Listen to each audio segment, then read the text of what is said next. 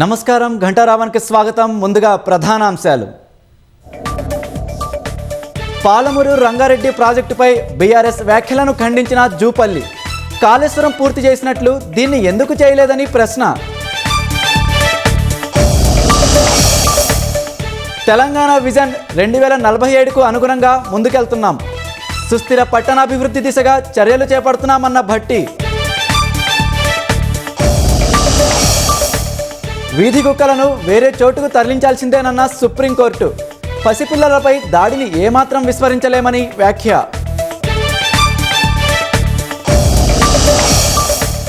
భారత సాయుధ దళాల సామర్థ్యాన్ని పెంచేలా యుఎస్ కీలక నిర్ణయం. సాంకేతికత రంగంలో 2 రక్షణ ఒప్పందాలకు ఆమోదం.